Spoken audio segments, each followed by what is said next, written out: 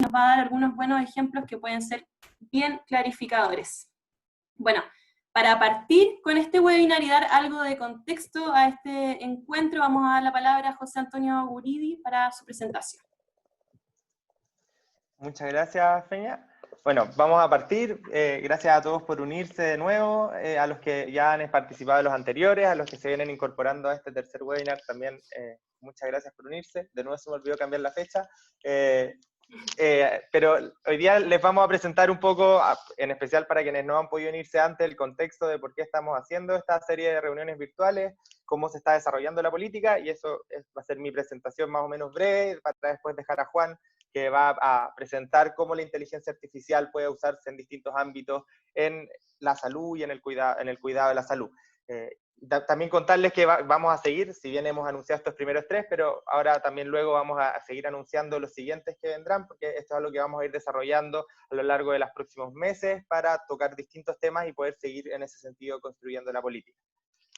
Entonces, para partir con un poco de contexto, y esto ya lo habrán visto algunos, los que no, la inteligencia artificial es algo que no nació en los últimos años, sino que tiene muchos más años de lo que uno incluso piensa, y de hecho algunas de las primeras referencias no necesariamente es de la inteligencia artificial en sí misma, pero sí del robot, viene del teatro, de una obra de Karel Capek, donde por primera vez se imaginan qué pasaría si crearan estos autómatas que pudieran reemplazar a las personas en el trabajo y hacer el trabajo que hacían las personas y así dejarlas libres para usar el tiempo en otras cosas.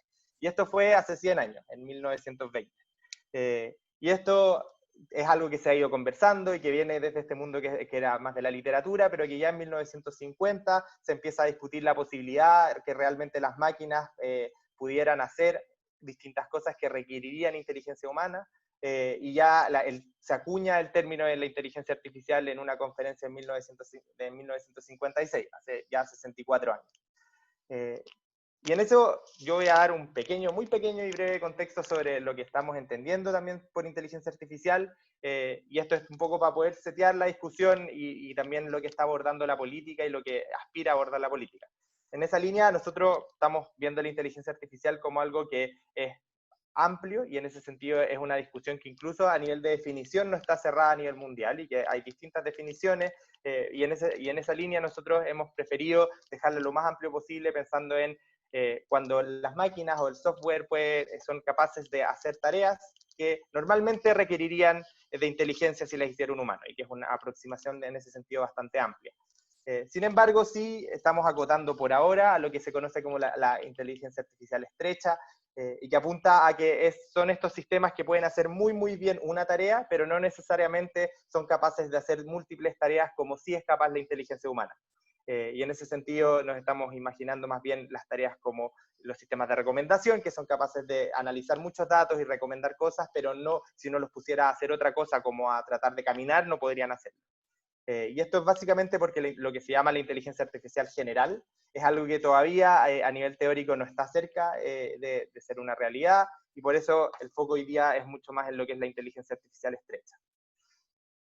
Pero estrecho no necesariamente significa que se aplique en pocas cosas, y en esta línea nosotros estamos también viendo que la inteligencia artificial es una tecnología de propósito general, y en esta línea, aunque no seamos conscientes, en nuestro día a día estamos en contacto con la inteligencia artificial, estamos lidiando con ella cuando usamos nuestros celulares, cuando queremos ver una serie, cuando queremos escuchar música, y en ese sentido abarca un sinnúmero de campos en los que nosotros estamos envueltos.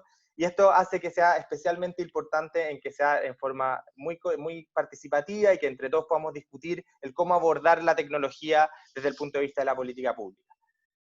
Y esto también se vuelve importante porque se ha visto que como tecnología tiene un potencial impacto muy grande en distintos ámbitos. Y en ese sentido, una cosa que es lo primero que uno mira es que el impacto económico de la inteligencia artificial es algo que se estima que puede ser muy importante a nivel mundial. Y en particular este análisis lo que ve es que aproximadamente se podría generar 15.7 trillones de dólares en los próximos 10 años gracias a la inteligencia artificial, dividido en distintas cosas como el aumento de productividad, hace más eficiente el trabajo, la personalización de los objetos y de los servicios, entre otras cosas, pero es un gran aporte al PIB mundial. Y en el caso, por ejemplo, del sector de la salud, que es un poco lo que nos convoca hoy día, algunas estimaciones ven que una de las cosas que podría hacer es la demanda insatisfecha en términos de servicios clínicos podría ser en parte satisfecha por la inteligencia artificial. Y esto es porque hay un crecimiento de la demanda que es más grande que un crecimiento de la oferta de médicos en ese sentido. Y esto también es debido a que la inteligencia artificial, y este es un estudio, pero en el fondo se han hecho varios, es capaz de hacer distintas cosas que hoy día están en el campo médico, y que algunas están más relacionadas con la medicina en sí misma y otras más con la gestión de lo que son los servicios de salud. Y acá, por ejemplo, hay 10 ejemplos de aplicaciones en salud y un poco el valor monetario que podría significar un mercado, que van desde la asistencia robótica en cirugía, hasta asistentes de enfermeros, hasta todo lo que es la generación de los flujos de tareas en los hospitales, hasta lo que es el diagnóstico, y en ese sentido tiene una amplia gama de aplicaciones en el sector salud, y que algunos se están abordando y otros no, pero en distintos niveles están más o menos presentes. Y en ese sentido, lo que estima Accenture en este mismo estudio es que el crecimiento del mercado en salud podría ser muy grande, y esto obviamente está sujeto a temas de política pública, temas de regulación, acceso a múltiples recursos, pero en el fondo el potencial, y en este caso de Estados Unidos, de crecimiento de este mercado es muy, muy grande. Sin embargo, esto no necesariamente es algo que está ocurriendo en todos los países de igual forma, y en ese sentido uno puede observar cómo distintos países pueden capturar el beneficio de la inteligencia artificial, que este mapa es, con respecto al primer gráfico, de distinta manera, y vemos un predominio muy grande de lo que es China, de lo que es Estados Unidos, o lo que es parte de Europa y parte del Asia desarrollado, y por otro lado tenemos, por ejemplo, Latinoamérica o otros países de Asia o África, que el porcentaje que se van a llevar de esos beneficios es mucho menor. Y esto no es algo que esté necesariamente fijo, pero es lo que se estima hoy día, pero también, y que acá viene la importancia también de impulsar una política, tiene mucho que ver con las políticas de ciencia y tecnología que llevan los países. Y en este caso, si uno mira la inversión en emprendimientos en inteligencia artificial, que esto es un histórico que hace la OCDE, si bien hay un predominio muy grande de Estados Unidos y China, si uno alcanza, por ejemplo, a ver a Israel, que siendo un país más pequeño, sí se lleva un share importante de lo que es la inversión en startups de inteligencia artificial. Lo que nos puede dar luz es que con políticas de ciencia y tecnología adecuadas, también uno podría capturar de mejor manera los beneficios que da la inteligencia artificial. Y por eso es la importancia de generar una estrategia y una política.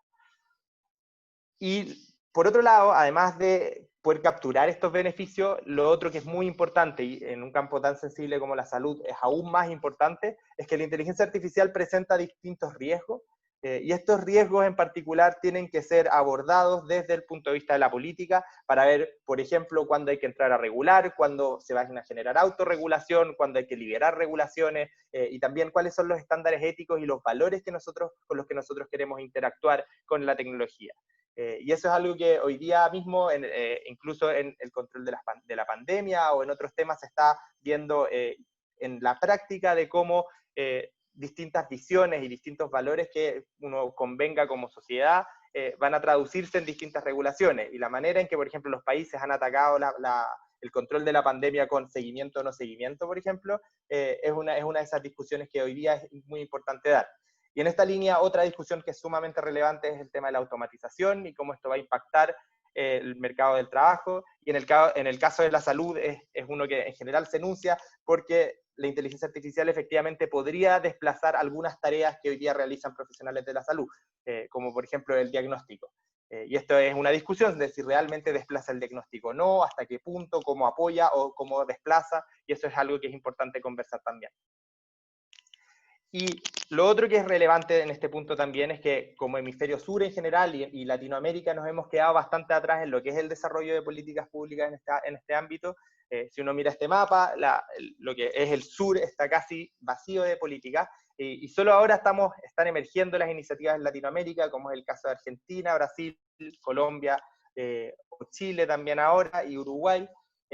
México es el único que tenía una política del 2017, pero que es una política que con el cambio de gobierno se dejó de implementar, y hoy día están trabajando en otros planes, pero no hay una política en implementación, y ese es otro desafío que también hay que abordar. Y entonces en ese sentido es importante el poder generar una política de Estado que sea capaz de mirar en el largo plazo para poder adoptar de buena forma esta tecnología. Y es por eso que el año pasado el presidente nos encargó al ministerio el generar una política de inteligencia artificial que empodere a la ciudadanía en el desarrollo y aplicación de las herramientas de inteligencia artificial, pero no solo para potenciar desde el punto de vista de los beneficios económicos y en la vida de las personas, sino que también permita que todos podamos participar activamente de lo que es el debate de la inteligencia artificial y podamos ponernos de acuerdo qué es lo que queremos como ciudadanos y como chilenos de la inteligencia artificial y la tecnología. Y en eso es sumamente relevante el poder llevar a cabo distintas instancias de participación, de difusión, para poder conversar eso. Y un poco la hoja de ruta que estamos siguiendo hoy día es, además de lo que están haciendo los comités que están trabajando, que es un comité de expertos, donde Juan es parte de ese comité, y un comité interministerial. Tenemos un proceso de mesas autoconvocadas que sigue abierto, va a estar abierto hasta el 30 de agosto, donde cualquiera se puede reunir y a través de la página web del ministerio hay un formulario para poder comentar, discutir y generar insumos en cualquiera de los temas que aborda la política. Y en eso siempre voy a volver a hacer la invitación a participar de este proceso. Lo segundo es que vamos a estar haciendo esta serie de webinars, que este es el tercero y es la primera serie que lanzamos también un poco para probar cómo se respondía y cómo resultaba, y ya vamos a estar anunciando los próximos, porque la experiencia ha sido muy buena y ya los podemos dejar invitados desde ya. Al final les voy a decir el tema del próximo martes. Y ya para el segundo semestre vamos a tener lo que es la consulta pública del borrador de la política, y hacia fines de año esperamos estar lanzando esta política para poder empezar a implementar durante el 2021.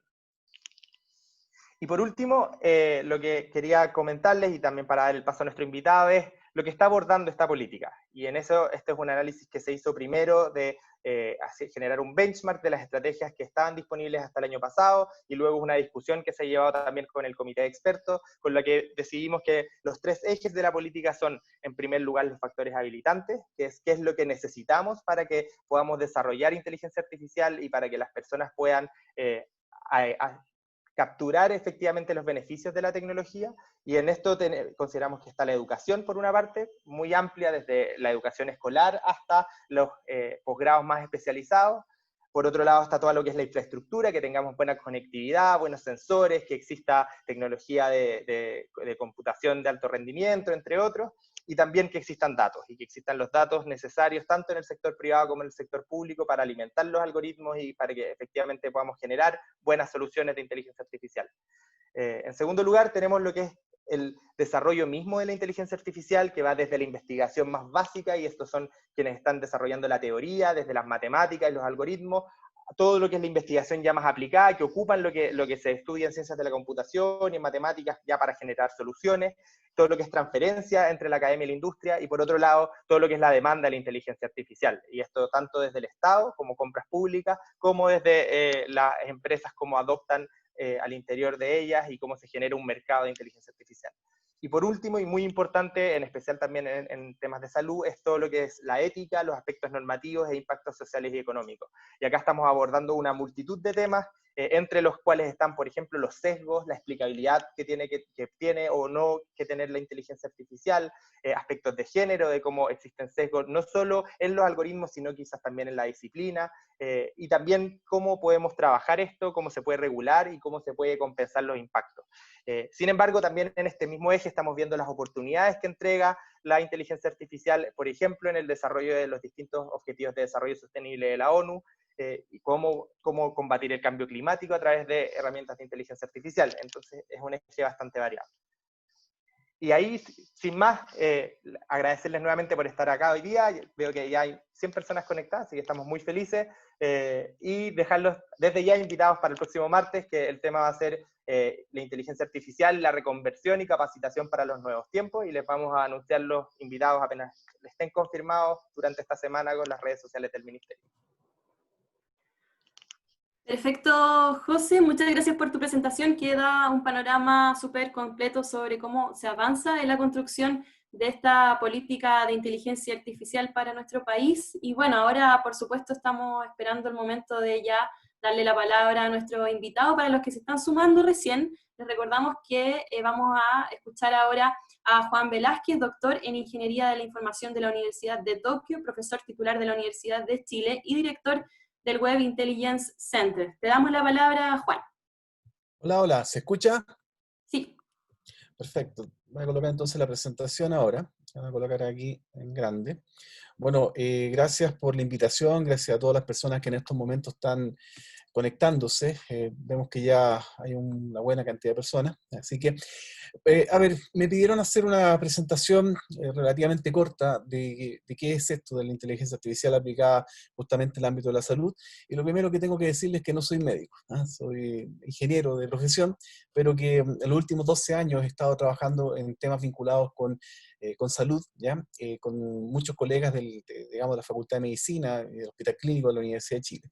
Desde el año pasado estoy haciendo un sabático en dicha unidad académica, de alguna manera para ir vinculándonos más, tanto ingenieros como, digamos, profesionales de la salud, en lo que representa un desafío gigante, que es cómo hacemos que el cuidado de la salud de la población vaya mejorando día a día, ¿de acuerdo? Entonces, quiero hacer esta introducción a este tema, partiendo de lo más simple, lo más básico. Muchas veces me preguntan qué es esto de la inteligencia, qué es la inteligencia artificial.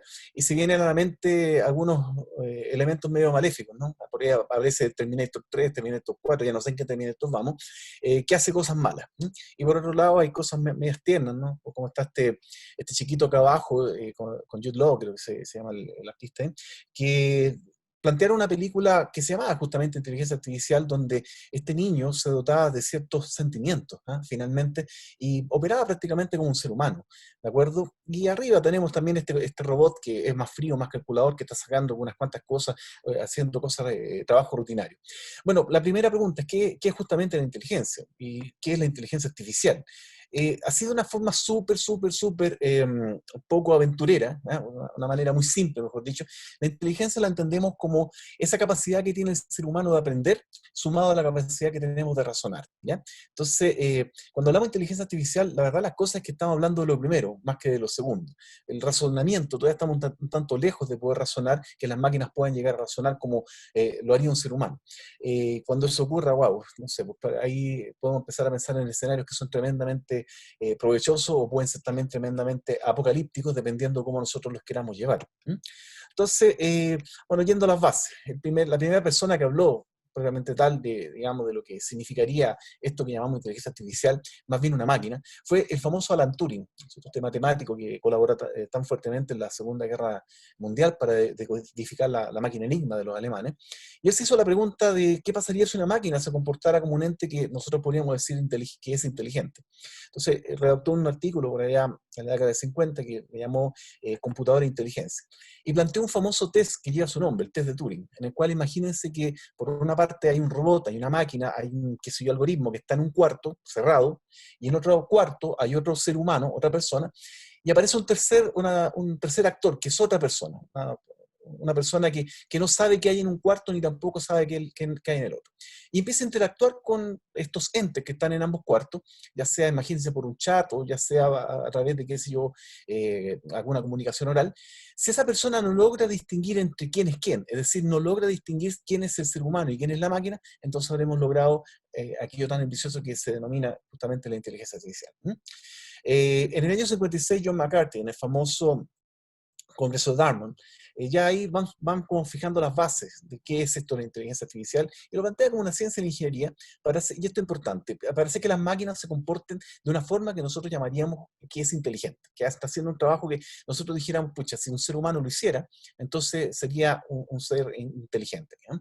Entonces, me imagino que todos en algún momento, no sé, por lo menos lo de mi edad, hemos jugado juegos y nosotros decimos, pucha, el juego, caramba, está luchando contra mí, está peleando contra mí, es inteligente el juego. No sé, por mis tiempos jugábamos ajedrez con el computador y muchas veces el computador nos ganaba. También jugábamos video y hasta el día de hoy, bueno, juegan bastantes videos, ¿de acuerdo? Y pareciera ser que la máquina es inteligente y nos está ganando. Bueno, en el fondo lo que ha tenido la máquina es que ha sido entrenada a partir de muchos ejemplos, ¿ya? Y en el caso, por ejemplo, del ajedrez, lo que nosotros lo entrenamos es darle un conjunto de reglas para que la máquina juegue. Y de esa manera, al jugar, nada, pues podemos nosotros perder o la máquina puede de alguna manera ganar, pero siempre son ejemplos que nosotros le estamos mostrando. Entonces aquí para entrenar a mi dragón, yo necesito ejemplos, métodos, imágenes, sonidos, ¿ya? En realidad necesito datos, ¿ya? Pero la pregunta aquí es si son mucho o poco. Entonces, por el lado de lo que se denomina la ciencia de datos, nosotros decimos, pucha, son muchos datos, muchos ejemplos para poder entrenar a esta máquina, pero por el lado puro de la inteligencia artificial, la verdad es que nosotros entrenamos la máquina explicándole ciertas reglas, o sea, por así decirlo, ese conocimiento que está ahí guardado vendría a ser una serie de patrones, una serie de condicionantes, más un conjunto de reglas para decir qué hace si pasa tal cosa. Entonces, típicamente cuando nosotros estamos buscando, por ejemplo, un libro en Amazon, Amazon va y nos dice, mire, en base a eso que usted puso, también le recomiendo este otro libro. Y si uno sigue picando por acá, no solamente nos va a recomendar libros, sino que también nos va a recomendar uno que otro artilugio que nosotros quisiéramos comprar, porque está aprendiendo de qué es lo que a nosotros nos gusta y nos está comparando con otras personas también que manifestaron sus gustos, ¿ya? El punto central es datos de calidad. ¿Qué se entiende por datos de calidad? Bueno, el dato que ha pasado por un proceso que certifica que fue bien tomado, que fue bien almacenado, que fue bien actualizado, etcétera, etcétera, etcétera. Si no tengo datos de calidad, lo que tengo es ruido.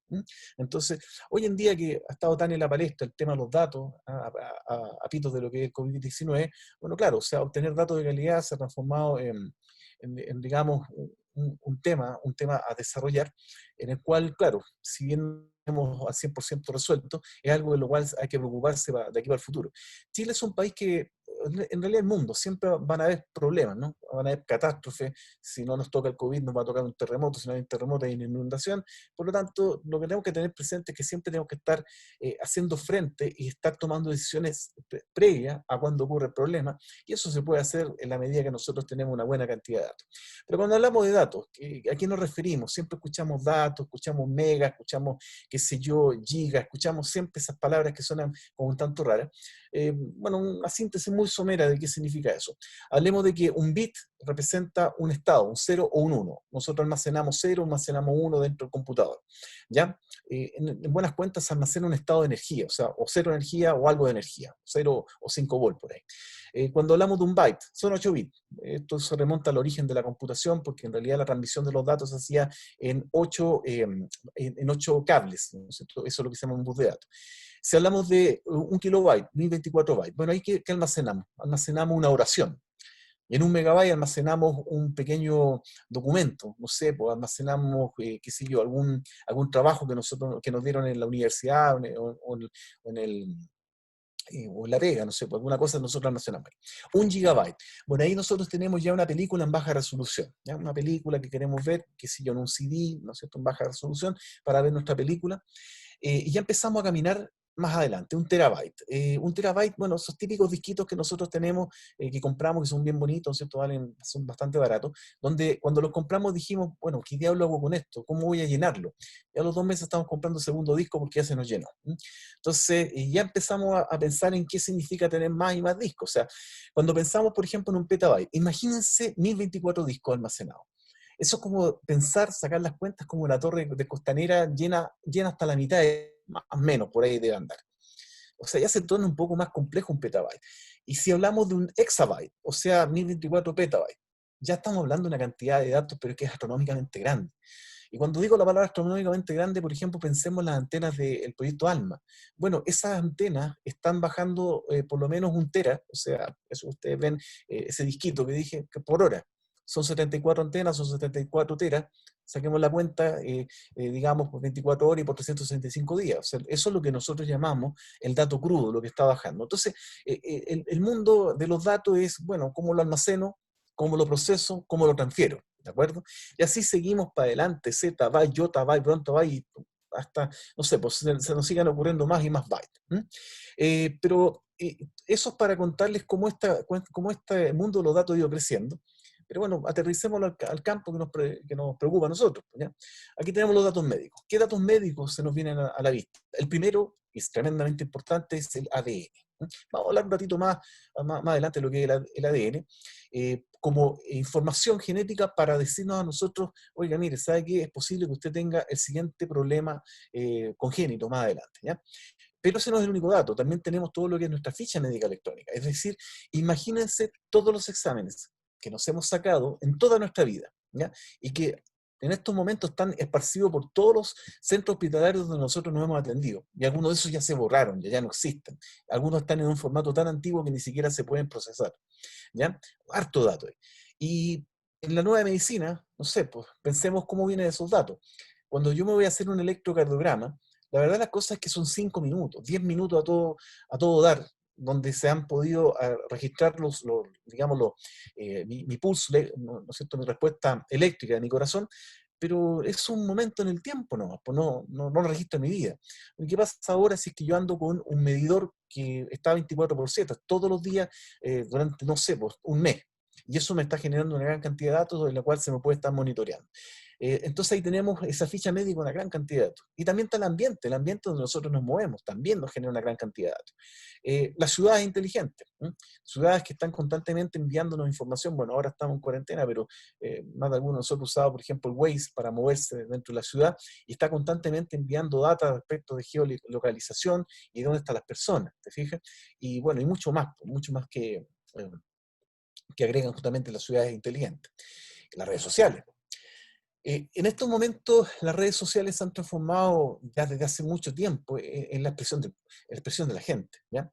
Entonces, perfectamente las redes sociales pueden nutrirnos con datos de importancia, de relevancia que nos permitan analizar un fenómeno. Como por ejemplo, qué pasa con las cuarentenas y el aislamiento prolongado, o sea, cuáles son los sentimientos que tienen las personas, cuán bien les viene, cuán mal les va. ¿Podremos sacar información valiosa que nos permita predecir alguna situación con respecto a las cuarentenas? Eh, de las redes sociales, por su construcción, algo tendrán que ver. Y están lo que se denominan los dispositivos vestibles, los wearable devices también, ¿ya? Por una parte, relojes que nos permiten tomar el pulso. Ahí tenemos una zapatilla que nos dice, oye, ¿cuánto caminaste durante el día? ¿De acuerdo? Por ahí, hay otra aplicación más que nos está tomando qué sé yo, la presión arterial. También hay, no sé, pues segundas pieles, por ejemplo, en el cual nos colocamos, qué sé yo, una chaquetita y eso está midiendo todo nuestro biorritmo, etcétera, etcétera. Y todo eso genera datos y de ahí la idea es sacar información valiosa que nosotros después la podemos meter en un algoritmo que permita ayudar justamente a las personas a tomar decisiones. Entonces, bueno, para ir cerrando el tema de los datos que me permite nosotros hacer esta introducción, si nosotros tomáramos todos los datos que se han generado desde que parte la historia, desde la prehistoria hasta el año 2003, esos son 5 exabytes. Y si seguimos jugando, digamos, desde 2000 hasta el 2012, hasta el 2015, bueno, ahí tenemos ya 10 zettabytes. Y si hacemos un análisis de qué está pasando en estos momentos en el mundo, cada 15 minutos nosotros tenemos una gran cantidad de datos generados, o sea, se están generando algo así como 20 petabytes, lo cual equivale a todos los trabajos escritos en la historia de la humanidad. O sea, tomamos los papiros, tomamos la letra cuneiforme, todas las lenguas, eso se está generando cada 15 minutos 20 petabytes. O sea, estamos inmersos en un mundo de datos, ¿ya? Y el ámbito de la salud no está ajeno de eso. O sea, la salud también se nutre justamente de esa cantidad extraordinariamente grande de datos que estamos allá, ¿ya? ¿Qué buscamos los datos? Patrones. ¿Qué es un patrón? Por ejemplo, una regularidad, algo que se está, digamos, repitiendo, ¿ya? Y a partir de los patrones, lo que en realidad nosotros buscamos es reglas de cómo usarlo. Por ejemplo, si la persona tiene 39,5 grados o qué sé yo, 37 grados por acá, nosotros tenemos que tomar tal decisión. Si tiene 38, tal decisión. Muchas veces en este tiempo de pandemia, cuando hemos tenido que ir al supermercado, ¿no?, a comprar algo, nos toma la temperatura. Bueno, la temperatura es un patrón y le dice a la persona que te está atendiendo qué es lo que se tiene que hacer. Si vienes con fiebre no puedes entrar, por ejemplo, ¿ya? Entonces siempre estamos buscando patrones y reglas de cómo usarlo, ¿ya? Entonces, nosotros tratamos de sacar entonces un conocimiento que es novedoso a partir de esos datos que nos permite encapsularlo en algún algoritmo, en algún programa, en alguna aplicación que nos dé, por así decirlo, recomendaciones y nos vaya ayudando y se comporte de alguna manera como si tuviésemos al lado un experto que nos está dando indicaciones. Acuérdense que esa inteligencia artificial está tratando siempre de comportarse como si fuera un ser humano, ¿ya?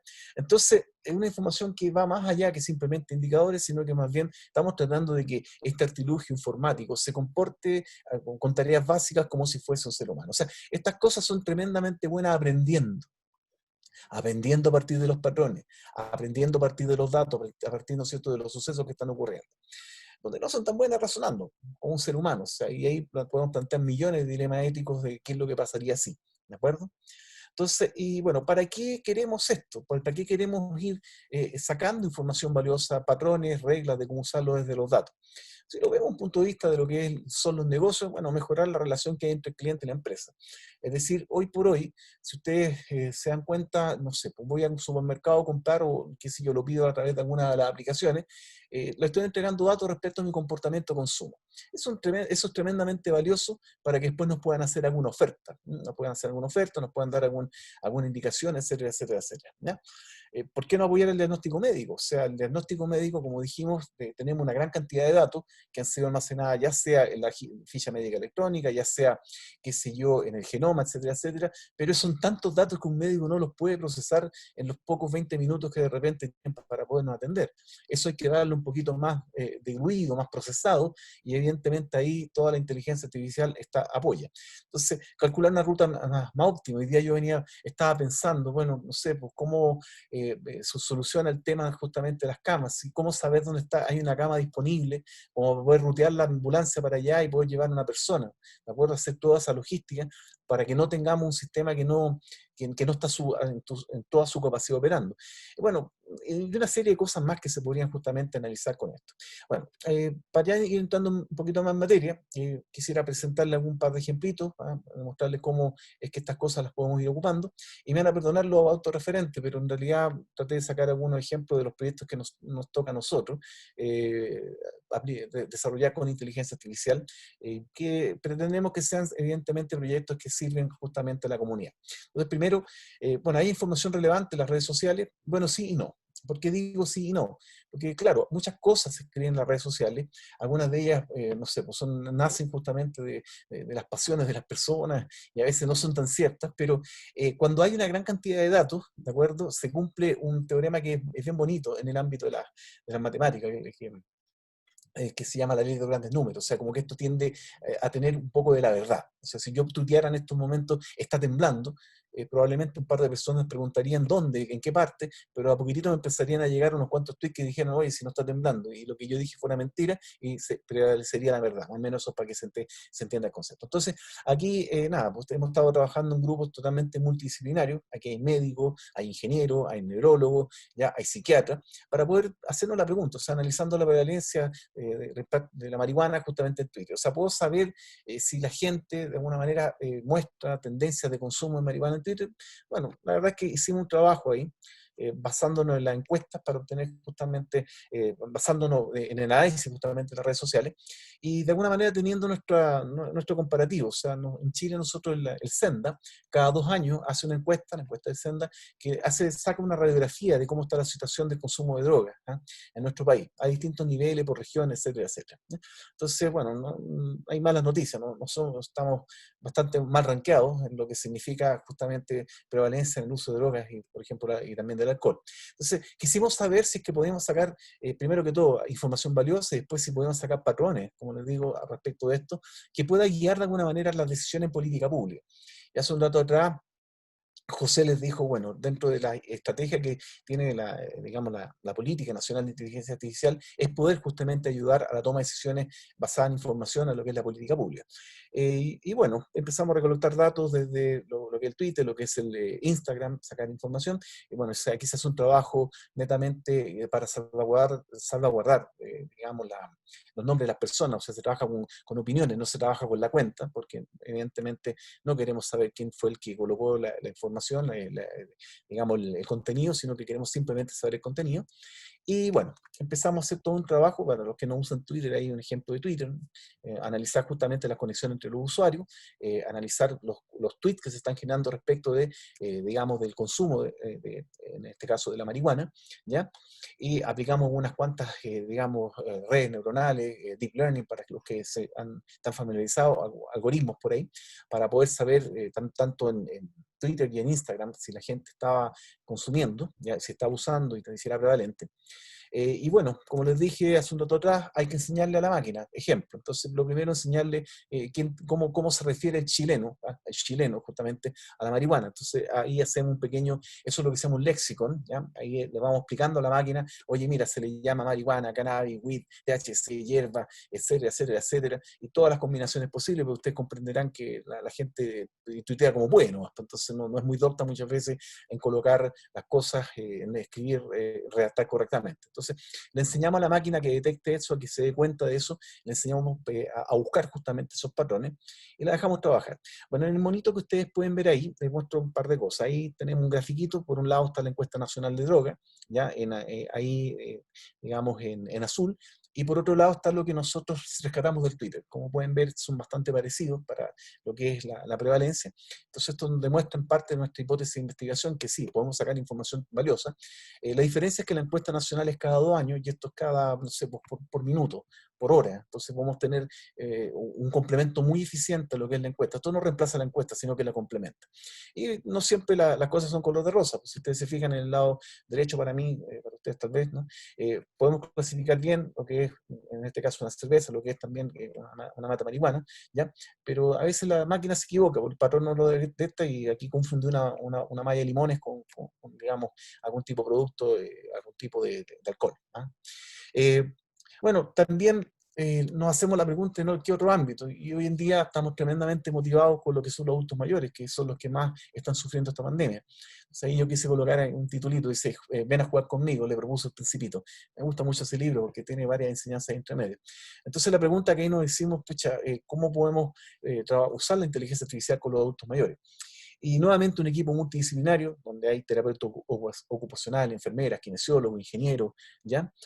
Geriatras, se hacen esa pregunta y dicen, bueno, ¿cómo podemos usar esto para poder ayudar al adulto mayor a que no tenga problemas justamente cuando están en los hospitales, en particular que no les suceda el problema del delirium intrahospitalario, es decir, digamos, este síntoma, ¿no?, cuando la persona entra al hospital, el adulto mayor, y pierde un poco la noción de dónde está. O sea, no se acuerda, se pierde la fecha, no sabe por qué está ahí, y bueno, tiene algún tratamiento que de alguna forma es farmacológico, pero ustedes saben que a veces con la edad avanzada, tanta píldora no es muy bueno. Entonces nosotros tratamos de generar una especie de neuroestimulador a través de juegos que contienen algoritmos de inteligencia artificial para ayudar justamente a estas personas a no perder esa noción de dónde están.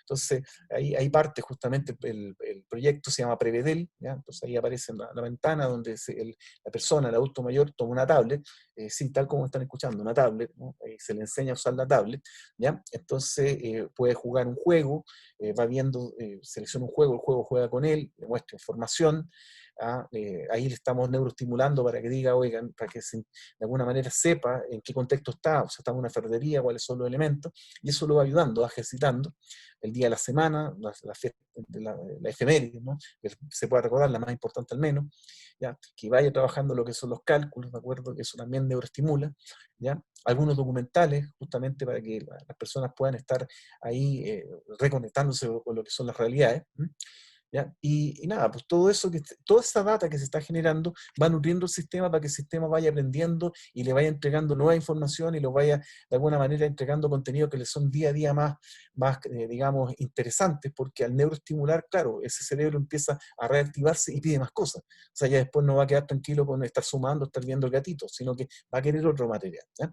Entonces, y ahí está justamente cómo le estamos mostrando la interfaz a ese adulto mayor. Evidentemente todo esto tiene un contexto en el cual la persona lo puede usar, ¿ya? Y también ir monitoreando bueno, cómo está su afección, cuánto le duele, ¿no? La típica pregunta que nos hace el médico cuando nosotros vamos con algún problema y todo lo demás. Entonces, bueno, sobre eso también nos hicimos la gran pregunta. O sea, en estos momentos, ¿qué pasa con los adultos mayores que están en las casas? Más de algunos de nosotros tenemos un familiar que está en su casa y la verdad las cosas es que si le pasamos una tablet para que se pueda comunicar con nosotros, va a ser muy difícil que lo utilice porque de alguna manera esa tecnología le es ajena. Entonces, nos hacemos la pregunta, ¿cómo esto que hemos desarrollado lo podemos utilizar justamente para ayudar a los adultos mayores que están con problemas de COVID-19, ¿ya? Y bueno, son personas que son especialmente frágiles, evidentemente, y tienen limitaciones que están dentro de su contexto y queremos también modificar esta herramienta para poder ayudarlos, ¿ya? Y también después que esta herramienta sirva para otros adultos mayores que no necesariamente tengan problemas de salud, sino que ojalá que no, sino que ellos puedan estar reconectándose desde sus casas durante periodos largos de aislamiento, ¿de acuerdo? Entonces, poder mantener una herramienta que sea creada para ellos y que la inteligencia artificial nos permita ir manejando justamente sus contenidos. Entonces, y para hacer todo eso, bueno, ahí los geriatras nos están diciendo, oye, mira, hay que agregar estos videos para que ellos hagan ejercicio, qué sé yo, hay que ir monitoreando qué es lo que están haciendo, para que esto se vaya mejorando, etcétera, etcétera. Entonces, bueno, ya tenemos la inteligencia artificial, esos dos ejemplitos, ¿no es cierto?, que le acabo de mostrar, y esto está ocurriendo en este momento en Chile, está ocurriendo aquí entre el grupo de investigación, eso se está desarrollando, de alguna manera no ha sido ajeno, digamos, todos estos desarrollos que vienen de la inteligencia artificial. Y lo primero, bueno, la primera parte de la ecuación es que el aprendizaje está cada día mejor, ¿de acuerdo? Hay varios ejemplos de la utilización de, no sé, algoritmos deep learning que son para detectar, qué sé yo, problemas dentro de una radiografía, que si lo pasamos a un ser humano tal vez no lo detecta tan bien, pero que ya que el algoritmo fue entrenado con tanta radiografía, puede detectar mejor justamente alguna afección, ¿ya? Esto no cambia la labor del médico, es decir, esto no diagnostica. Lo que hace es entregarle información valiosa, entregarle apoyo a lo que es la diagnosis, porque finalmente el profesional médico es el que tiene que tomar las decisiones, ¿no? La segunda parte, como les decía, el razonamiento es mucho más complejo. Tenemos algunas aproximaciones ahí, y la verdad las cosas es que muchos planteamos que todos estos algoritmos de inteligencia artificial, mientras más robóticos sean, más alejados de lo que es el uso humano van a ser. Por ejemplo, se está trabajando en estos momentos en dotar estos algoritmos de lo que podríamos denominar una pseudoemoción, que muestran emociones. Yo estoy trabajando con un grupo ahí de la Universidad de Thessaloniki, empezando a ver cómo le damos sentido del humor, ¿de acuerdo? Porque los seres humanos, a ver, el humor es, yo diría que una de las características que más nos diferencia de otras especies, o sea, no es tanto hablar, o sea, las otras especies igual se comunican de alguna manera, pero el humor, ¿ya? El humor es algo que diferencia mucho a nuestra especie. Entonces, podemos dotar también estos algoritmos de esa capacidad que puedan tener humor, ¿ya? Entonces, bueno, lo que hacen las máquinas es que aprenden muy bien, aprenden bastante bien de los ejemplos que nosotros les hemos entregado. Con la tecnología actual se refina mucho más ese aprendizaje, ¿ya? Y nos ayudan a todo lo que es la toma de decisiones, ¿ya? Entonces, unos desafíos que se plantean detrás de todo esto. Tendremos conciencia de inteligencia artificial, es decir, que esto tome conciencia. Algunos me dicen, bueno, ahí sí que te aparece el Terminator 3, 4 y 5.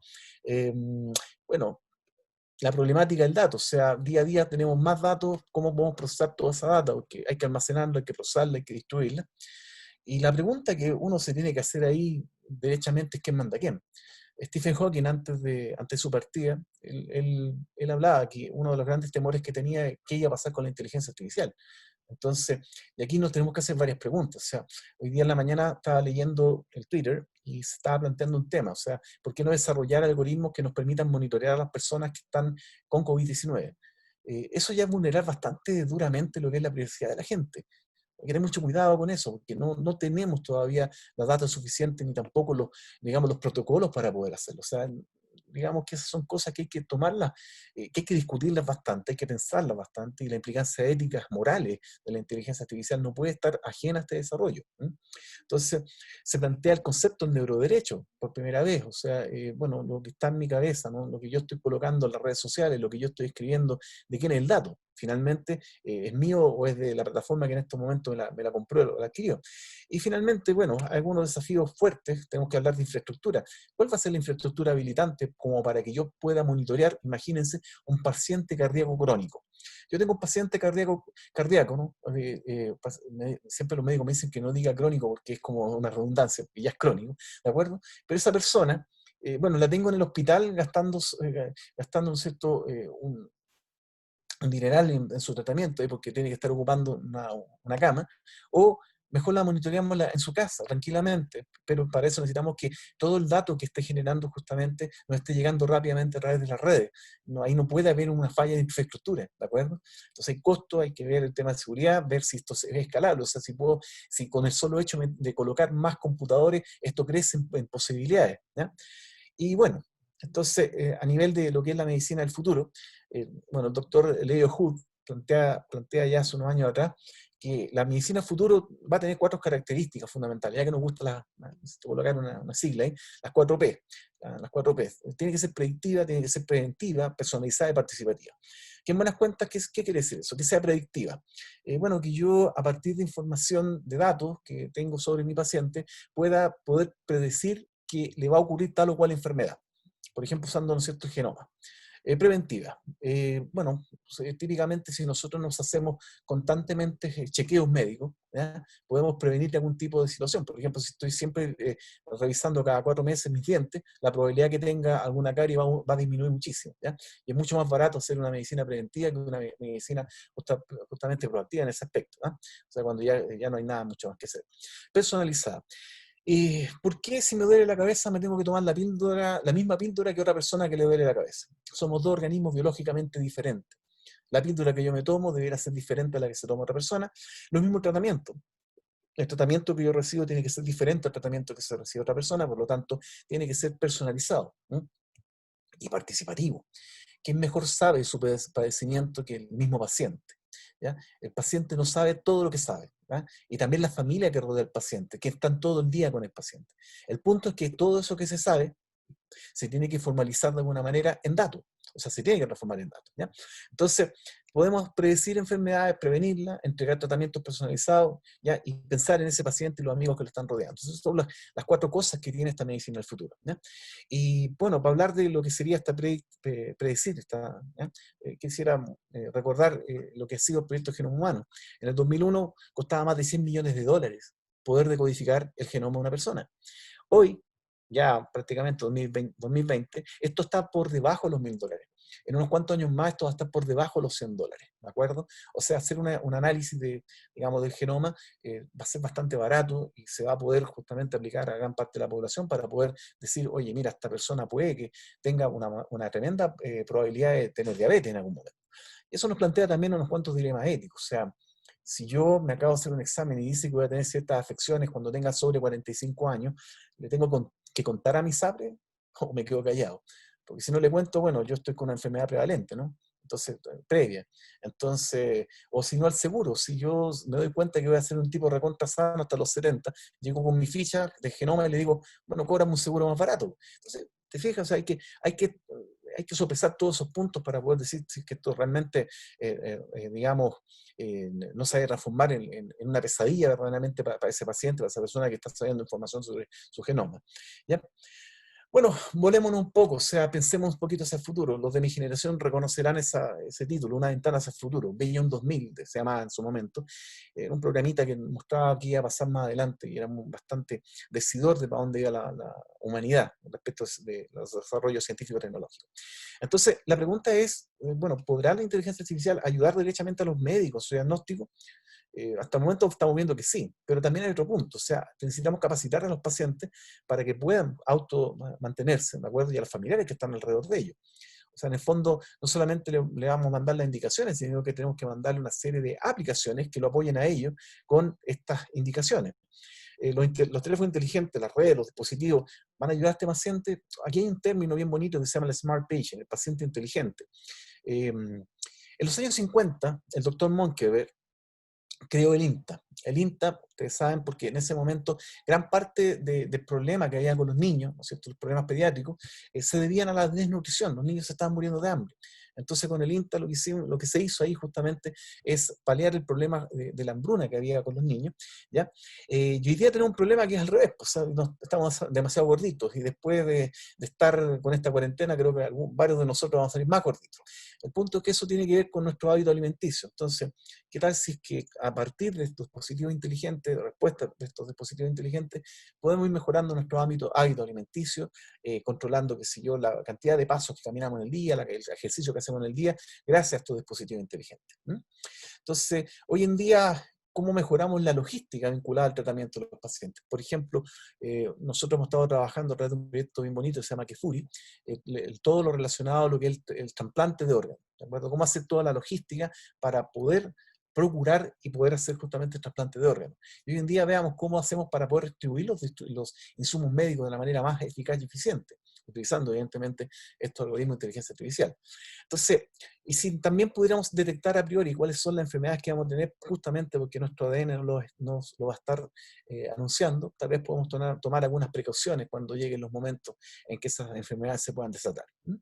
Entonces, y sobre todo, bueno, en todas las áreas del conocimiento, evidentemente la inteligencia artificial tiene algo que decir, y en el ámbito, evidentemente, de la enseñanza de la medicina, los médicos 3.0, 4.0 van a tener que tener conocimiento sobre inteligencia artificial porque los dispositivos los van a llevar hacia allá y porque también la gran cantidad de datos que están dando vueltas los van a llevar, ¿no es cierto?, a tener ese tipo de análisis profundo para poder dar una mejor diagnosis, ¿ya? Entonces, hagámonos más preguntas.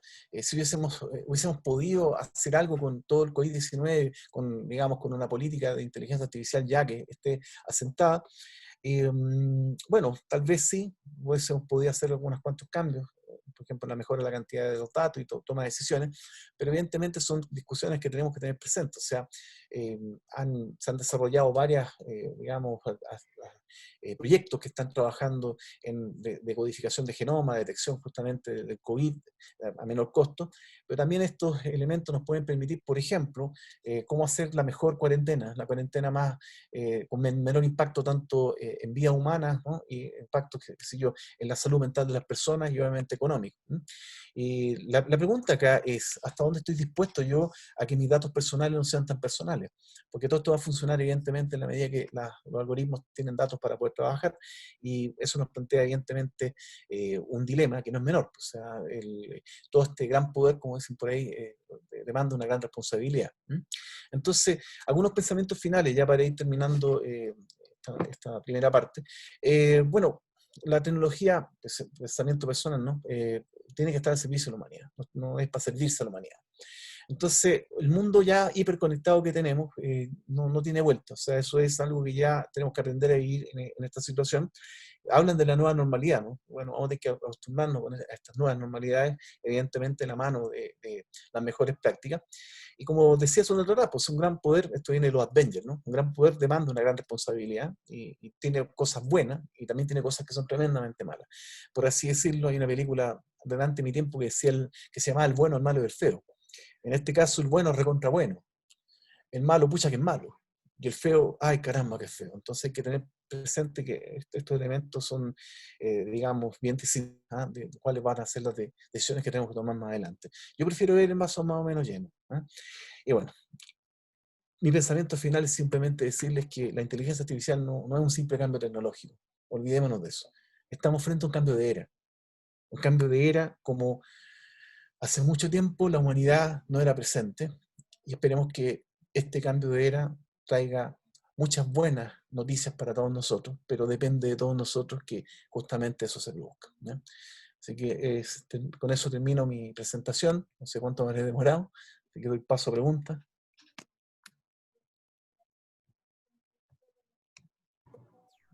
Perfecto, muchas gracias Juan por tu presentación muy clara y sin duda muy ejemplificadora de las grandes posibilidades que plantea también la inteligencia artificial, pero también los límites que puede tener como herramienta, y también, bueno, súper claros los ejemplos que mostraste sobre su uso en adultos mayores para facilitarle algunas tareas, sobre todo en este contexto de pandemia.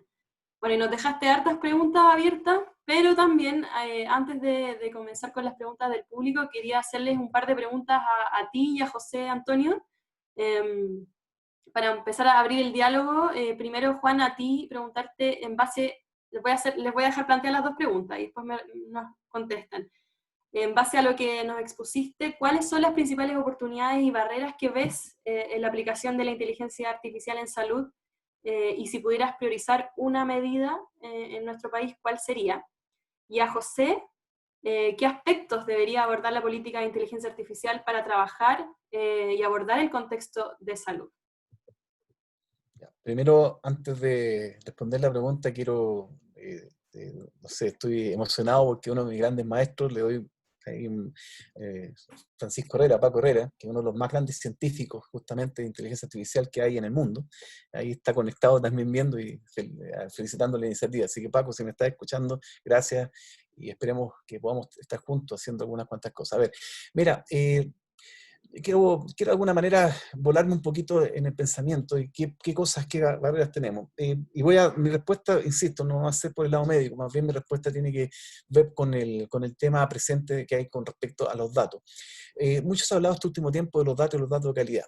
Bueno, miren, vámonos al punto central, el insumo fundamental que tiene que tener cualquier algoritmo de inteligencia artificial o digamos, de data science que se quiera aplicar, el dato. pero es un dato de calidad.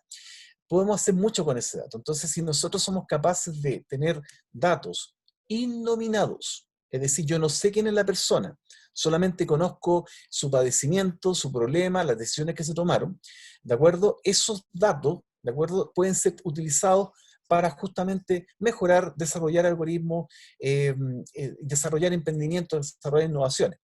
Obviamente, cuando hablamos de innominados, tiene que haber alguna autoridad que sea capaz de tener esos datos almacenados, consolidados, centralizados, y que vele por la seguridad que ellos tengan que tener. Ahora, eso plantea también algunos dilemas. O sea, ¿quién es el dueño del dato? ¿El paciente o esa autoridad? Evidentemente, por opinión personal, el dueño es la persona, pero la persona también tiene que ver cómo se beneficia un sistema al poder disponibilizar esos datos, ¿ya? Es un primer punto. Lo segundo, infraestructura, o sea, infraestructura evidentemente para poder potenciar este procesamiento de los datos, ¿ah? Esa infraestructura debería ser provista de alguna manera por el Estado, para que tanto emprendedores, científicos, etcétera, pudieran hacer desarrollos con esto, ¿ya? En beneficio justamente de la gente, de la población, ¿ya? Aquí hay una serie de oportunidades justamente que se pueden producir para desarrollar nuevos productos, nuevos servicios, qué sé yo, nuevos procesos, que ni siquiera tenemos idea de cómo se pueden crear. Y esto no es llegar y traer el programa desde Estados Unidos y echarlo a correr acá, ¿me entienden? Porque tenemos un genotipo diferente, porque tenemos un fenotipo diferente, y lo que le funciona a ellos no necesariamente nos va a funcionar a nosotros. ¿De acuerdo? Sí, somos todos seres humanos y el genoma y todo lo demás, pero no necesariamente lo que funciona afuera, desde el punto de vista del procesamiento de datos, va a funcionar acá. Entonces, hay mucho campo para poder desarrollar y para poder trabajar, ¿ya? Entonces, lo otro, creo que estamos en un momento bien clave dentro de nuestra historia, en el cual la multidisciplina ya comienza a ser una transdisciplina. Es decir, ya no es mezclar la disciplina A con la disciplina B para que produzcamos algo. Ahora es tener las dos disciplinas presentes para que entre las dos generen algo nuevo. Entonces, la transdisciplina es algo que tenemos que fomentar, y estas iniciativas, médicos, ingenieros, qué sé yo, especialistas de data science, arquitectos, imagínense cómo tiene que ser la casa del futuro, el departamento del futuro, el edificio del futuro para el adulto mayor, por ejemplo. Entonces, todos tenemos que estar trabajando ahí bastante cohesionados. Los proyectos dan justamente para eso. No sé si con eso ya termino la pregunta, Fernanda, o si me queda algo. Perdona, estaba silenciada. Perfecto, muy claro, Juan. Muchas gracias por tu respuesta. Y José, cuéntanos cuál es tu visión respecto de cómo podría abordar una política de inteligencia artificial el área de la salud. Muchas gracias, primero Juan, por la presentación, porque creo que fue una presentación muy clara y que ayuda como a abordar varios temas, y que son cosas que también varias de ellas han estado presentes en la discusión del comité, así que es algo importante que podamos ir avanzando en esto. En el particular sobre la salud, yo creo que acá hay que mirar dos cosas. Por una parte, tenemos que ver que efectivamente la política aborde lo que hace, o sea, en el fondo lo que llamamos que pueda habilitar que efectivamente pueda aplicarse la inteligencia artificial en salud. Y ahí yo creo que hay un componente clave, que es todo lo que se está viendo en la parte de educación, y el fondo necesitamos que exista al menos una conciencia básica de nuestra interacción con la tecnología, como para que si yo quiero tomar decisiones, por ejemplo, sobre el uso de mis datos, tengo que al menos saber de cómo van a usarse mis datos o que los están usando, que a veces ni siquiera esa conciencia está. Y en ese sentido también el que todo lo que es la discusión y las consideraciones éticas, ojalá sea una discusión que se incorpore también en los programas de educación, y en eso la inteligencia artificial no es algo que tiene que estar encapsulado en programas de educación relacionados a usualmente las ingenierías, sino que es algo que tiene que ser mucho más amplio, y eso yo creo que es súper importante en salud. Y ahí se han estado conversando la posibilidad quizás de hacer iniciativas, por ejemplo, de en ética en salud, como pilotear proyectos en esa línea, en temas de educación. Y eso también va súper acompañado de que tengamos la infraestructura necesaria para que se pueda hacer. Hay cosas que hoy día son súper posibles de hacer con la infraestructura que hay, pero por ejemplo, si quisiéramos imaginarnos, como imaginando en el futuro, una ambulancia inteligente que pudiera ser capaz de hacer cosas, y si no tenemos la misma conectividad en todas las comunas, es súper difícil que efectivamente pueda funcionar, porque si se le corta el internet mientras va viajando al hospital, le puede pasar algo. Entonces, tenemos como una primera base de qué es lo que necesitamos como para que se puedan hacer cosas. Lo segundo que yo creo que es importante abordar, y que acá en el fondo es dónde vamos a enfocar el uso y el fomentar el uso de inteligencia artificial, y en eso el trabajar en salud presenta como la oportunidad de que puede ser un mercado súper atractivo, que puede generar muchos beneficios a la sociedad también, pero por otro lado tiene todos los riesgos que implica, y eso yo creo que es súper importante que abordemos esa discusión desde el lado de la política. Y Juan lo planteó muy bien, es hasta dónde queremos, por ejemplo, que los datos personales sean personales, y esto cómo conversa eso con la ley que hoy día hay en el Congreso de Datos Personales.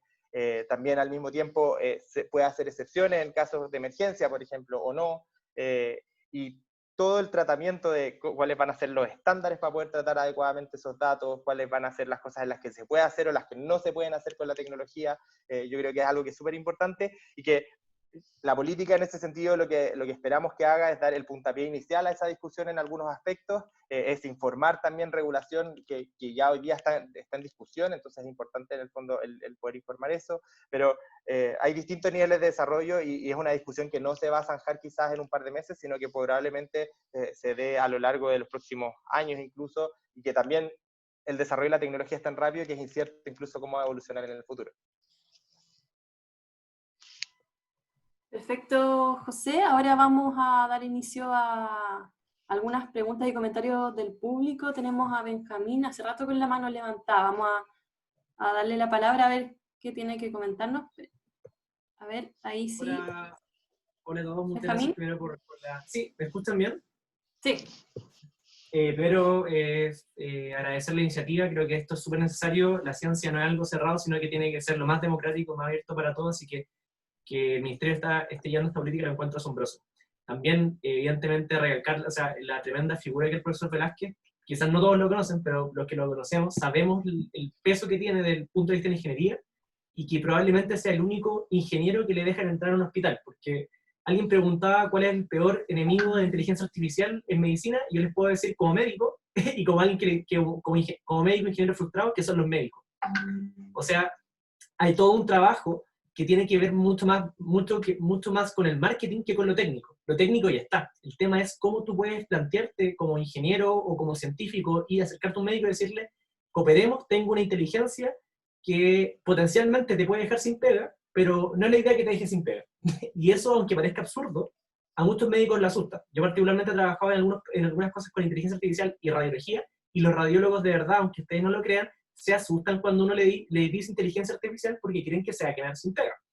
Eso como primer lugar. Como segundo comentario, y lanzando un poco la pregunta, el tema de que estamos en cambio de era es totalmente. Adam Smith hablaba de que las naciones se hacen más ricas a medida que generan cambios tecnológicos. Probablemente la inteligencia artificial es un símil de lo que fue la revolución industrial. Entonces, cuando hablan de que un cambio de era, es efectivamente un cambio de era. Y finalmente, recopilando un poco la palabra del José, me llama mucho la atención el tema de la ambulancia. Particularmente los autos que se manejan solos, o son como furor en Estados Unidos, tenemos competencia, pero ¿qué pasa cuando un auto que se maneja solo tiene que decidir entre atropellar un perrito o atropellar un niño de 5 años? ¿Cómo vamos a ser capaces? Y ahí entra la pregunta al profesor Velázquez, que también sé que es un apasionado del derecho. ¿Cómo vamos a ahora ya no codificar que haga una operación matemática? ¿Cómo vamos a codificar que esta inteligencia artificial sea capaz, por ejemplo, de tomar decisiones éticas? Y ahí está el ejemplo clásico de la ley. O sea, puedo hacer una inteligencia artificial que quizás pueda decir cuál es el juicio correcto en base a un conjunto de reglas, pero ¿qué significa eso? ¿Cómo programo la ética? ¿Cómo programo algo similar a las emociones? Haciendo un poco referencia a la película Ya. Esa es un poco la pregunta. ¿Cómo ahora somos capaces de codificar la ética, o cómo somos capaces de codificar algo legal? Bueno, gracias Benjamín por la pregunta. Bueno, mira, yo creo que aquí estamos todos en estos momentos tratando de aportar con un grano de arena para una respuesta que es tremendamente compleja. Por lo general, el tema, todo lo que es nuevo como que da miedo, por ser simplemente nuevo, ¿ya? Entonces, al final de cuentas, lo que es disruptivo genera algunos adeptos muy, muy tempranos, pero la mayoría de las veces genera miedo, ¿ya? Entonces, yo no solamente en el ámbito de la medicina, o sea, ahora que tú estás tocando el tema legal, hace un tiempo atrás me invitaron a dar justamente un seminario con unos colegas de medicina, donde ellos decían, bueno, pero esta cosa va a tomar decisiones y qué pasa con los juicios. En el fondo también está el hecho de me voy a quedar sin pega, me voy a quedar sin trabajo. Por ningún motivo. Yo creo que estas cosas son para ayudar a tomar mejores decisiones, y de alguna manera esas mejores decisiones se basan en cosas que van a ir aprendiendo. Ahora, el ejemplo que tú das es un ejemplo clásico, ¿no? ¿Qué es lo que hace el auto? ¿Dónde toma la decisión? Y yo le voy a agregar un par de pelos a esta sopa, o sea, ¿de quién es la culpa? ¿Es del que programó el algoritmo, de acuerdo? ¿El que vendió el auto? ¿De Elon Musk? No sé, pues, o sea, entonces, si nos remontamos al querido derecho romano, en el derecho romano ya se definía que, no sé, pues había personas que tenían dinero y tenían esclavos, por ejemplo, y decían, oye, mira, yo respondo por esa persona, por ese esclavo. Bueno, esa máquina pasa a ser como el mismo símil, ¿no? Yo respondo por esa máquina, es decir, el dueño tiene que responder. Llevar a cabo un tema tan complejo como es la ética a un símil informático, desde mi punto de vista estamos todavía tremendamente lejos de eso. Lo que hacen los algoritmos, insisto en eso, aprenden desde el punto de vista basado en ejemplos anteriores. Nada más que eso es todo lo que hacen. Si los ejemplos anteriores, por decirte algo, son medio xenófagos, ¿ah? Imagínate que los jueces ahí se especializan en de alguna manera cargar la mano más por un lado que para el otro. Bueno, el algoritmo se pone xenófobo así de simple. Y en el caso puntual, ¿quién atropello o me desbarranco? Bueno, finalmente el algoritmo va a tomar una decisión basada en probabilidades. Y esa es la parte interesante del asunto. O sea, esas probabilidades que son las que un ser humano también tomaría, pero evidentemente cuando va el ser humano es capaz de sopesar muchas otras variables que el algoritmo no tiene por qué saberlas ni tampoco sopesarlas, ni siquiera las tiene conceptualizadas. Entonces es un tema que está bastante abierto y sobre el cual hay que discutirlo respecto de qué va a pasar con eso. O sea, estamos ante esa antesala, pero hay que tener cuidado con un punto, o sea, que esta discusión no nos lleve a estatizar justamente un conocimiento que debiera, de alguna manera, servirle a todo el mundo, ¿ya? Entonces, creo que esto va a terminar siendo un constructo social, y de ahí porque a través del Ministerio está tan interesado en que mucha gente participe y dé su opinión, porque este constructo social en este cambio de era, bueno, cuando fueron los cambios anteriores no se le preguntó a nadie, por así decirlo, se hizo nomás, ¿de acuerdo? Y con los problemas sociales que hubo en su momento. Bueno, acá tenemos una herramienta que tenemos que tomarle su peso, su dimensión, su complejidad, y tiene que ser un constructo social finalmente que nos permita encontrar soluciones que no son directas, no son simples. Imagínate, el derecho romano se sigue usando como base en la enseñanza del derecho hasta el día de hoy, por lo nutrido que es, por lo complejo que es, y porque evidentemente ayuda a tomar decisiones basado en hechos anteriores que ocurrieron hace, qué sé yo, 3.000 años, 2.000 años, ¿ya? Entonces nosotros tenemos que ir pensando en que lo que desarrollemos para el futuro tiene que tener una componente de salvaguardar evidentemente los derechos más fundamentales de las personas, pero también que eso no detenga lo que es el desarrollo científico-tecnológico. Si tú te pones a ver los grandes desarrollos de inteligencia artificial, están ocurriendo en Estados Unidos, están ocurriendo en China, están ocurriendo en Japón, Corea, pero por primera vez uno ve a Europa que no se subió a este carro. ¿Te fijas? O sea, por primera vez en la historia, por lo menos que yo recuerdo, no es parte justamente de todo este análisis. O sea, ellos están prácticamente viendo qué es lo que va a pasar, ¿de acuerdo? Entonces, y eso también se ha debido a que si tú exacerbas todo lo relacionado con las políticas de tratamiento del dato, bueno, pierdes la otra parte. Entonces, encontrar digamos, ese punto medio es algo que nos va a llevar su buen tiempo. Ahora, lo que nos ha pasado en estos últimos meses ha hecho que cosas que estábamos pensando que tendríamos que desarrollar en los siguientes 10 años, las tuviéramos que desarrollar en los próximos 10 meses. Y evidentemente ha faltado gran parte de esa reflexión que es tan necesaria, pero que bueno, vamos a tener que tenerla como un conocimiento aprendido para el siguiente problema, porque vuelvo a insistir en algo. Va a ser una pandemia, va a ser una catástrofe natural, va a ser qué sé yo, no sé, pero nosotros tenemos que estar de alguna manera viendo qué es lo que se puede hacer con toda esta tecnología al servicio de la humanidad, al servicio de las personas. Esa es la preocupación. No es simple la respuesta, pero sí una respuesta que va a ser muy bonito encontrarla en conjunto. Y cuando digo en conjunto, no es una frase retórica ni bonita, ni para que suene espectacular y quede buena en la grabación. Todos tenemos que ver acá. desde la persona que está justamente el más humilde del ciudadano hasta el más potentado del ciudadano, porque esto nos afecta a todos, ¿te fijas?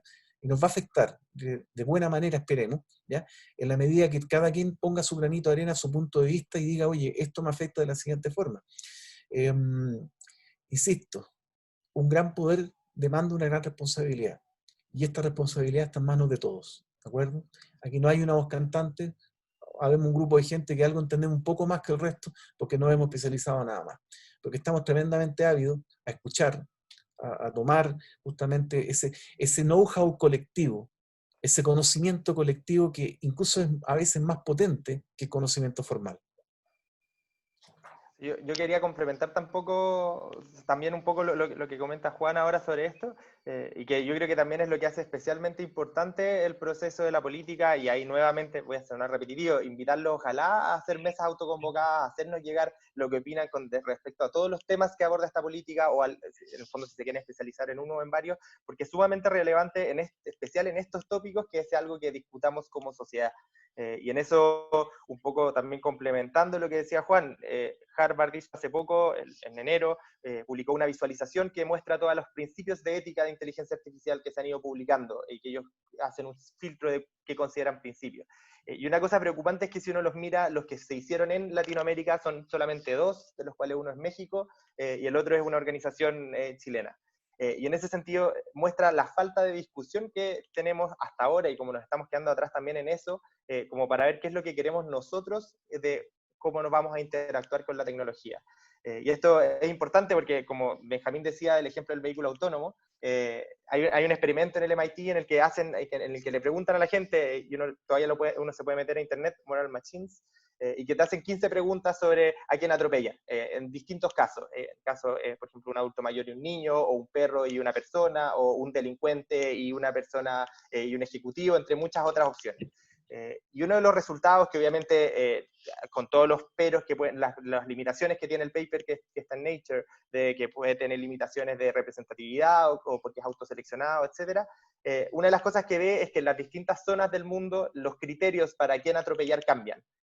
Y hay ciertas cosas que compartimos en todo el mundo, pero no todas. Entonces, en general hay consenso de que entre un animal y una persona debiéramos atropellar, por ejemplo, al animal y no a la persona, y eso es algo que se ve en las distintas zonas. O en general hay consenso de que entre una persona mayor y una persona más joven se tiende a atropellar al mayor. Pero, por ejemplo, hay diferencias en que en Asia se privilegia mucho el atropellar a alguien que esté violando la ley versus a alguien que no la esté violando, o sea, el que cruzó con roja versus el que cruzó con verde. Mientras que eso no es tan importante, por ejemplo, en Latinoamérica, donde sí es muy importante el estatus de la persona. Y ahí, en el fondo, ponen un homeless versus un ejecutivo y prefieren atropellar al homeless. Y eso es algo que se da con un montón de experimentos de mucha gente jugando en esta cuestión. Entonces, muestra como incluso en ese experimento pequeño se muestran ciertas tendencias de que quizás en las distintas regiones no estamos pensando de la misma forma, no queremos tener las mismas criterios en ese sentido, y por eso es tan importante que tengamos un proceso de discusión de cómo vamos a abordar este tema. Y lo último también sobre esto, un poco lo que decía Juan sobre Europa. Europa hoy día concentra gran parte de la discusión regulatoria, han ido regulando y todo, pero si uno ve, por ejemplo, el nivel de desarrollo en inteligencia artificial y los mercados, los más grandes hoy día son principalmente Estados Unidos y China. Y que tienen visiones súper distintas. O sea, el acceso a datos en China va hasta la persona que hace su transacción, incluso cuando da una limosna, porque lo hacen con WeChat o con Alipay, y lo hacen con un código QR, y tienen acceso incluso hasta esos datos. Y ahí la privacidad no es tan importante. Cosa que es muy contraria a lo que pasa en Europa o lo que pasa en Estados Unidos, que tienen otras visiones, y la sobreregulación muchas veces también ha llevado a que se empieza la tecnología no puede desarrollarse tanto, y un problema particular es, en países en desarrollo como el nuestro, como Latinoamérica, si es que sobreregulamos también, ¿qué pasa? Y puede ser que nos cortemos un poco las piernas antes de poder hacer un desarrollo, y en eso es súper importante el poder discutir. Súper claro, gracias José. Ahora vamos a darle la palabra a Raúl Alberti, quien está levantando la mano para que pueda hacer sus comentarios o preguntas a los expositores. Buenas noches, mucho gusto. Raúl Alberti es mi nombre y justo me motivó mucho lo que planteaban respecto a la problemática que venimos trayendo desde hace muchos años con el tema de la información de los pacientes, ¿no? y yo solo les digo lo que he transmitido a lo largo de estos 30 años y que he luchado por varios países para tratar de que exista alguna normativa que la impulse. Y es el hecho de que no podemos negarnos justo de que toda esa información, como bien decía el profesor Velázquez, que se va generando a lo largo de los años, que son como migajas de información que vamos dejando a lo largo de los centros de salud, si algo contribuye a todos estos proyectos de inteligencia artificial y en general de análisis de datos y de Big Data, es el hecho de que podamos introducir esa obligatoriedad de que un paciente pueda decir, así como decide donar sus órganos, que pueda decir, yo quiero donar la información que se genere en cualquier parte del centro de salud para efectos de investigación o para efectos de proyectos que mejoren la salud con tecnología. Si lográsemos que las instituciones, porque ¿qué pasa?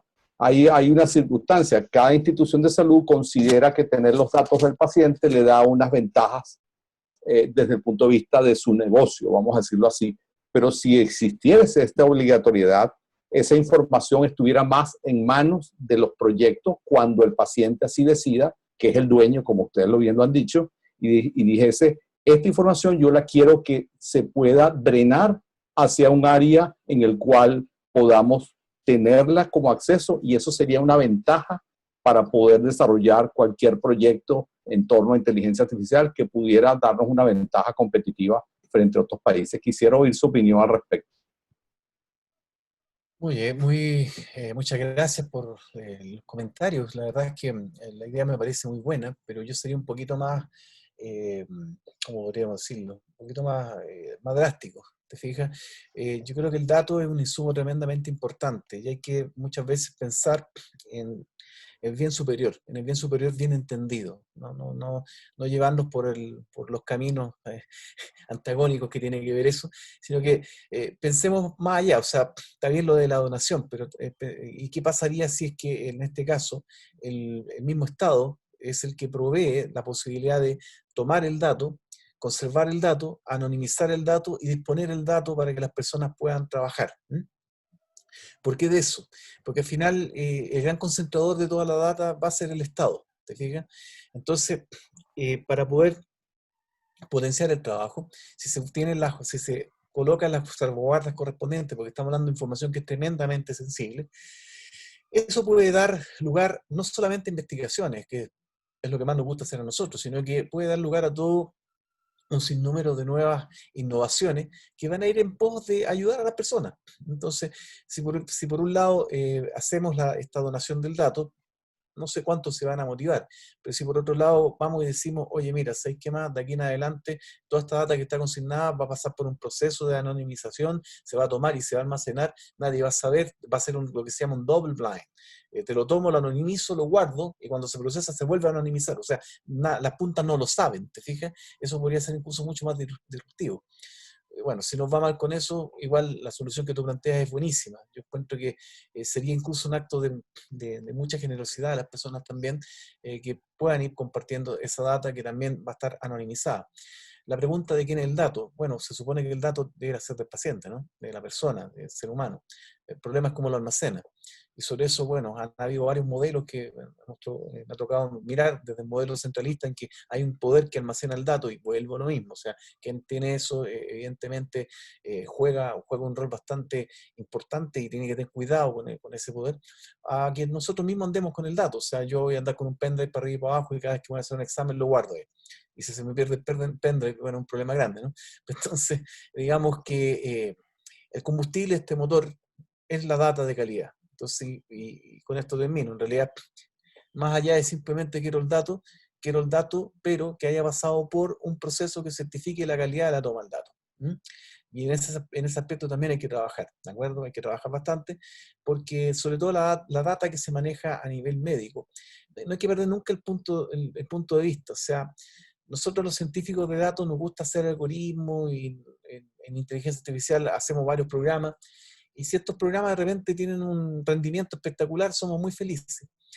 Pero cuando trabajamos con datos médicos, estamos tratando de ayudar a que un especialista médico tome decisiones informadas.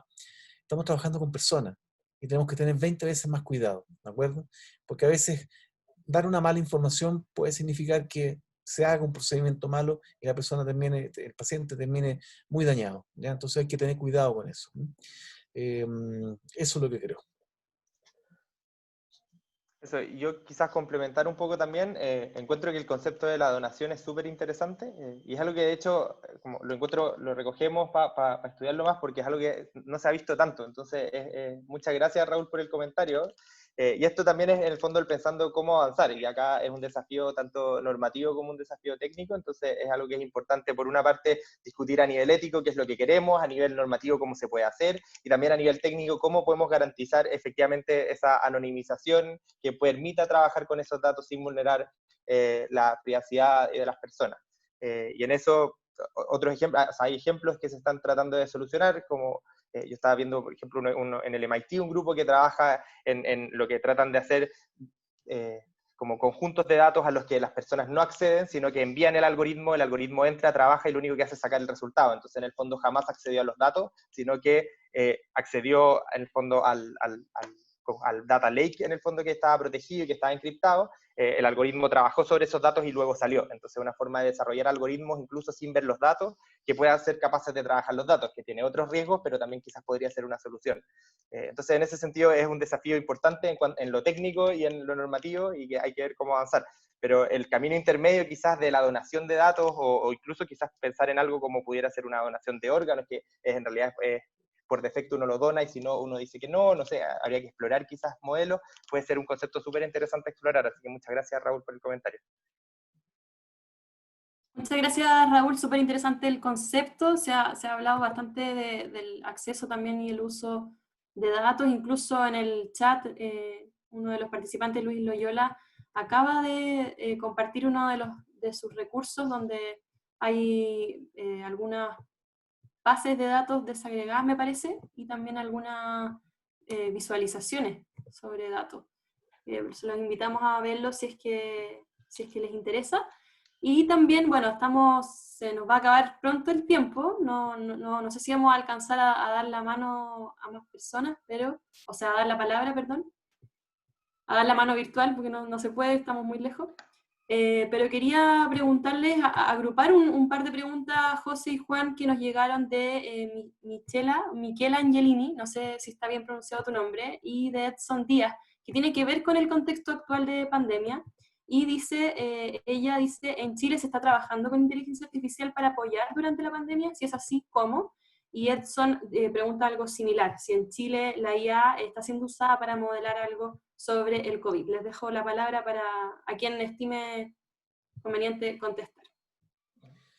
A ver, mira, la inteligencia artificial claramente se está utilizando para poder apoyar de alguna manera todo lo relacionado con parar esta pandemia. El problema es que ¿para cuándo van a estar los resultados? ¿Te fijas?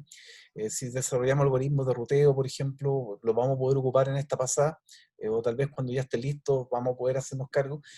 Bueno, esto lo vamos a tener durante un largo rato. ¿No? Los especialistas dicen que vamos a tener que aprender a convivir justamente con el virus. Así que lo que se haga ahora, no busquemos efectos inmediatos. Aquí en Chile estamos demasiado acostumbrados a que me traigo no sé, por la caja negra y que funcione de inmediato, pero esto es hacer ciencia, hacer desarrollo en Chile. O sea, made in house, hacerlo acá. Así que va a tomar un tiempo de maduración y va a tomar un tiempo para que esto esté disponible. Ya hay esfuerzos donde los cuales se están tratando de, por ejemplo, predecir cuál es la mejor manera de aplicar una cuarentena. Pero evidentemente caemos en la misma de siempre, el dato. ¿De acuerdo? Entonces, el dato que tiene que estar presente, que tiene que tener ciertos niveles de calidad. Y bueno, podemos discutir mucho si es que la autoridad muestra el dato, no muestra el dato, lo tiene o no lo tiene, y podemos estar mucho rato dándonos vuelta con eso, pero hay varias otras cosas que también tenemos que estar pensando en cómo nos podemos hacer cargo utilizando tecnología. Piensen, por ejemplo, qué pasa con los adultos mayores que en estos momentos están en sus casas, no tienen acceso a tecnología para que puedan estar comunicados. Bueno, ¿cómo solucionamos justamente esa problemática? ¿Te fijas? Pensemos también en situaciones de cómo en el mediano o corto plazo la inteligencia artificial puede ayudar a los laboratorios de investigación a trabajar justamente con el COVID decodificado y para que se puedan tomar mejores decisiones. En estos momentos todo lo que se haga no va a ser con efectos inmediatos. Lo que se haga va a tener un tiempo de latencia. Y bueno, creo que los especialistas han sido claros, los epidemiólogos vamos a tener que aprender a convivir con este virus, y puede que aparezcan otros problemas más en el futuro, pero para los cuales nosotros tenemos que estar preparados, ¿de acuerdo? Y evidentemente la inteligencia artificial nos sirve ahora y nos va a servir en ese futuro bastante cercano, porque estamos viviendo una situación tal vez inédita para nuestra generación, inédita de hecho, ¿ya? Y en la cual es muy poco lo que colectivamente, lo que individualmente nosotros sabemos. La verdad es que estamos todos aprendiendo y en el colectivo sabemos mucho, ¿de acuerdo? Lo que más hay que potenciar acá es ese justamente trabajo colaborativo. Este es un problema complejo de muchas aristas que no se resuelve con una disciplina. Hay muchas disciplinas que tienen que estar presentes para que esto sea posible sacar adelante. Es una muy buena pregunta la que se planteó, porque también eso nos da un empuje para seguir trabajando justamente con la inteligencia artificial para buscar nuevas fórmulas de poder apoyar lo que están haciendo los especialistas médicos en estos momentos, que son la primera línea, que lo están dando todo, lo están dejando todo en la calle, todo en los hospitales, para poder soportar justamente esta pandemia. Y desde nuestro lado, tratar de ver cómo podemos apoyar justamente con elementos que les sirvan a ellos para esa toma de decisiones en el corto plazo, pero siempre pensando más bien en el mediano plazo. Gracias, Juan. Y gracias por las últimas preguntas. Lamentablemente, ayer un montón de preguntas que no vamos a alcanzar a poder contestar todo porque se nos fue el tiempo. Pero quizás sí hacer algunos comentarios sobre eso. Estoy muy de acuerdo con lo que plantea Juan en como las expectativas y cómo se pueden hacer cosas más en el mediano y largo plazo, quizás. Pero sí hay algunos casos que se están empezando a usar inteligencia artificial y que es importante. Hay ejemplos de cosas que se han ido haciendo afuera, ejemplos que se están haciendo en Chile. Algunos de ellos, por ejemplo, es el usar la inteligencia artificial en el análisis de imágenes, que hay algunos hospitales que implementaron una donación que se hizo, por ejemplo, y sé que también hay personas acá, si no me equivoco, Raúl de Torax, ellos también tienen un algoritmo que es capaz de analizar rayos X del tórax e identificar anomalías para poder identificar anormalidades como el coronavirus. Entonces, hay iniciativas chilenas que están haciendo cosas en esa línea. También hay otro ejemplo que es Cognitiva, que generó un chatbot que trabaja para poder informar y conversar en temas de coronavirus, que también es súper importante ahora cuando estamos todos remotos, todos encerrados, y en ese sentido hay que buscar información. También se está usando bastante para el análisis de información misma y en el fondo la investigación que se tiene que trabajar para poder generar soluciones, por ejemplo, trabajar en vacunas o trabajar en algún medicamento, y esto no necesariamente en Chile, pero sino también equipos internacionales.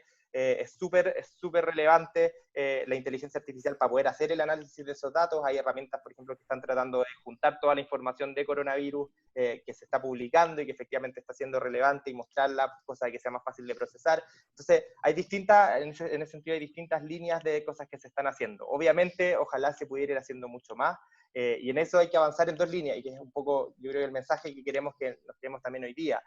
Hay que avanzar en la discusión, y en eso, por eso, nuevamente volver a invitar a que ojalá puedan participar de este proceso, tanto de los webinars como de las mesas, y en ese sentido, todos poder decir qué es lo que opinan desde sus organizaciones o desde ellos ustedes mismos como creencias más internas, hasta qué punto queremos, por ejemplo, usar nuestros datos, hasta qué punto estamos dispuestos a entregarlas, bajo qué circunstancias, y también qué cosas esperamos de la inteligencia artificial. Y en ese sentido, mientras más información nos llega a nosotros en la construcción de esa política, es algo que podemos discutir con el comité, podemos discutir el ministerio, y nosotros podemos incorporarlo para que sea una política que nos haga sentido a todos y que efectivamente podamos implementar en el largo plazo. Y ahí están compartiendo, Carlos, el link donde está la información de las mesas.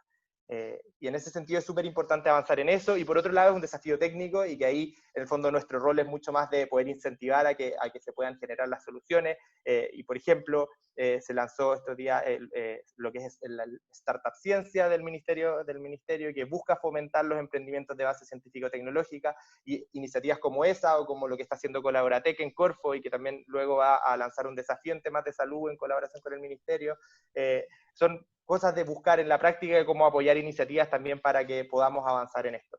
En eso, muchas gracias a todos por participar del webinar. Ha sido una muy buena discusión, se pasó volando el tiempo además. Gracias a Juan también por esto, y una última invitación no relacionada a inteligencia artificial, a propósito de lo que hablaba también Juan sobre el personal médico. Hoy día también hay una invitación a que a las 9 podamos aplaudir al personal médico que se está sacrificando por todos en la lucha de esta pandemia, entonces también aprovechar de invitarlos a eso. Así que muchas gracias a todos. Gracias, que estén muy bien, chao. Recuerden que esto va a estar disponible igual en la página web por si quieren revivir este capítulo, este webinar interesante que tuvimos hoy día, y también la próxima semana vamos a estar con nuevos temas para que participen sí o sí. Muchas gracias a todos. Chao, chao. Que estén bien.